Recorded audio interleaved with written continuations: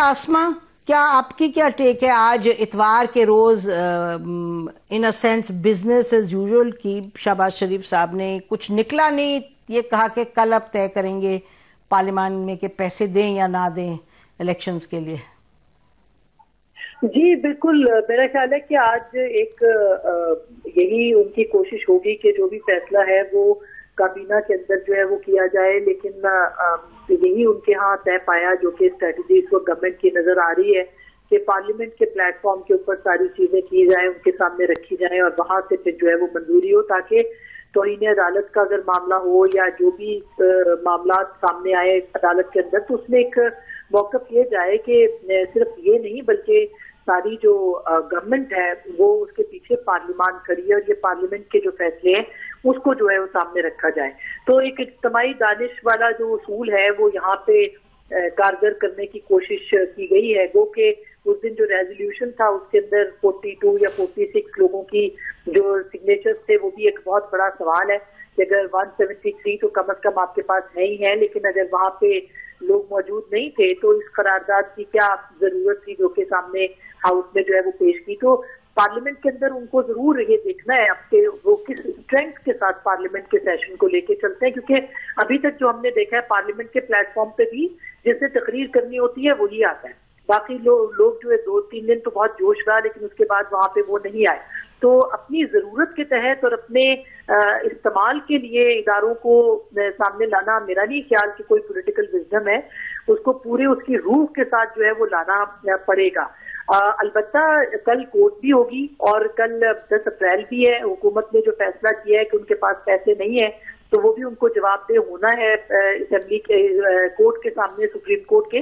तो देखना है कि वहां पे क्या सूरत हाल बनती है चीफ जस्टिस की जानिब से और वहां पे भी कोई क्या मफाहमत हो सकती है या फिर ये कि चीफ जस्टिस भी किसी इंतहाई कदम की तरफ जो है वो जाएंगे। लेकिन अपेरेंटली तो डटने की बात सामने आ रही है, बहादुराई मजीद बढ़ती हुई दिखाई दे रही है और अब अलबत्ता ये है कि पार्लियामेंट उसमें ज्यादा कैबिनेट की बजाय जो है वो नजर आती है, वो नजर आती है ज्यादा मुतहरिक। जी बुखारी साहब, ये क्या हो रहा है? पीपल्स पार्टी की तरफ से हम 2-3 रोज से स्टेटमेंट्स देख रहे हैं ऐसी, और ये आसमा ने इशारा भी किया कि 40-45 पे के फरतुल्लाह बाबर साहब ने भी फरमाया। तो क्या पीपल्स पार्टी का इस वक्त आप क्या रोल देख रहे हैं? बहुत शुक्रिया आपका नसीम, आपने इनवाइट किया अपने प्रोग्राम में। गुजारिश ये है कि अजीबोगरीब किस्म की सूरत हाल है इस वक्त। पहली दफ़ा है कि लड़ाई जो है वो पार्लियामेंट और सुप्रीम कोर्ट के बीच बिल्कुल खुल के सामने आ गई है। कोई दो इसके बारे में कोई मेरे ख्याल से यानी कन्फ्यूजन नहीं है।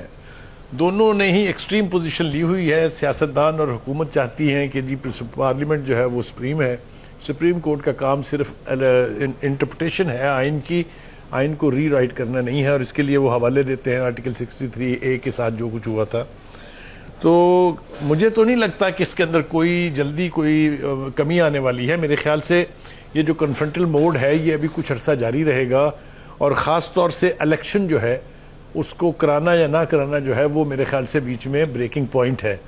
अदालत की अपनी ज़िद है, अदालत का अपना मौक़िफ़ है, अदालत के पास अपना जवाज़ है कि इलेक्शन होने चाहिए, 90 डेज से ऊपर कोई नहीं जा सकता। हुकूमत भी कह रही है, तमाम पार्टियां कह रही हैं कि हाँ जी इलेक्शन तो 90 डेज में होने चाहिए, लेकिन हुकूमत और बाकी की पार्टियां जो इत्तेहाद की हैं उनमें से इलेक्शन कराने में संजीदा मुझे तो कोई नहीं दिखाई देता।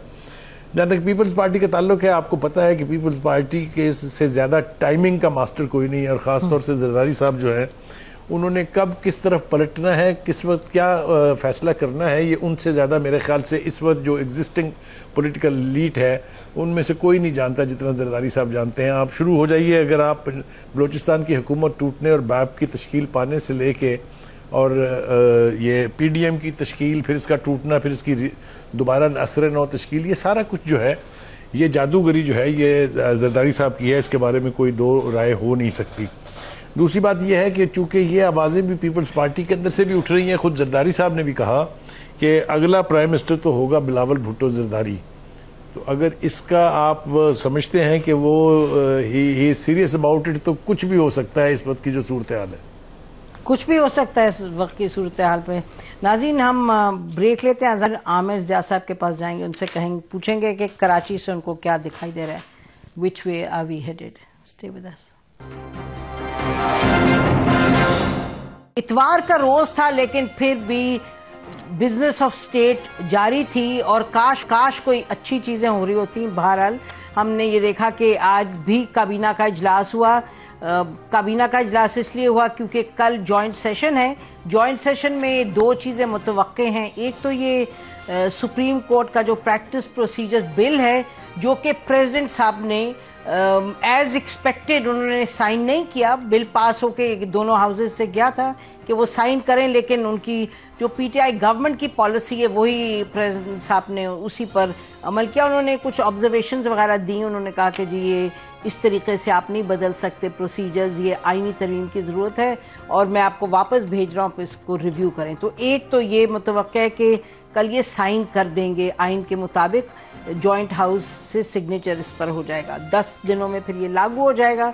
दूसरा ये कि इलेक्शन एक्ट 2017 में उसमें भी 53 और 54, 57 और 58 जो उसमें आर्टिकल हैं, उसमें भी तरमीम की जो है वो इस वक्त बात हो रही है, और ये कि इलेक्शन कमीशन को ज़्यादा अथॉरिटी और पावर दी जाए। फॉर एग्जांपल तारीख प्रेसिडेंट ने ये खुद ही तय करें। तो ये चीज़ें, और याद रहे नाज़रीन, कुछ यही मामला थे जिसकी वजह से इसहाक डार साहब, जैसे कल हमने जिक्र किया, वो नहीं गए वाशिंगटन और वो यहाँ रहे because he is one of the key people जिस तरह की अमेंडमेंट्स वगैरह के लिए। दूसरा मामला ये कि चीफ जस्टिस ऑफ पाकिस्तान जो है, ये कुछ खबर ये आई कि चीफ जस्टिस ऑफ पाकिस्तान जो मुख्तलिफ जो हैं, अब धड़े तो नहीं कहना चाहिए, लेकिन अपोजिंग जो पॉइंट्स ऑफ व्यू के अब सामने तो बात आ गई। अब ये तो कहने इससे क्या इंसान कासिर हो कि वो रेफरेंसेस में पता चल गया कि जी काजी फाइज ईसा साहब के साथ कुछ लोग हैं, कुछ अपने ज़्यादा इंडिपेंडेंट माइंडेड हैं, जस्टिस अतहर मिनल्लाह साहब, जस्टिस मंसूर अली शाह साहब,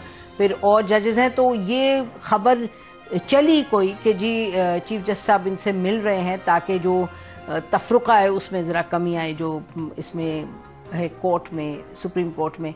लेकिन फिर हमने ये भी देखा कि काजी फाइज ईसा साहब ने जो 6 मेंबर बेंच ने उनकी जो जजमेंट थी, 3 मेंबर बेंच, जिसमें उन्होंने 184(3) का कहा था कि इस पर cease all business on this, जब तक इस पर जो कानून है वो फाइनलाइज ना हो।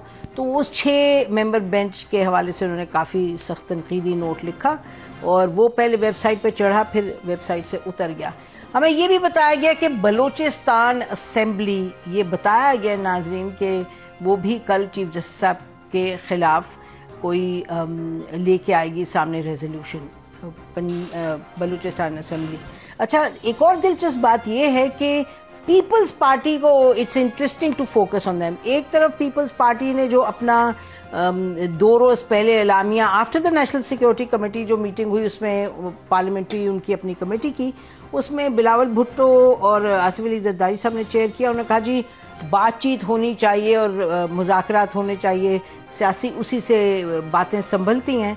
तो हमने जब पता किया तो पता चला कि पहले वो हुकूमत के जो इत्तेहादियाँ अपने उनको मनाएंगे कि डायलॉग हो पीटीआई के साथ, और फिर उसके बाद ये प्राइम मिनिस्टर से, वो उनकी एक्सपेक्टेशन है कि प्राइम मिनिस्टर से कहें कि वो डायलॉग के लिए पीटीआई को इनवाइट करें। लेकिन इसके साथ साथ आज एक और जो अहम चीज़ थी वो ये कि फरतुल्लाह बाबर साहब जो लीडरशिप के बहुत करीब हैं पीवीपी के, उन्होंने बड़े दो टोक अल्फाज में कहा कि जो रेजोल्यूशन पास की गई है चीफ जस्टिस के खिलाफ और जो जजमेंट आई उसके खिलाफ पार्लियामान में, वो गलत है। उन्होंने ये कहा ये दुरुस्त नहीं है।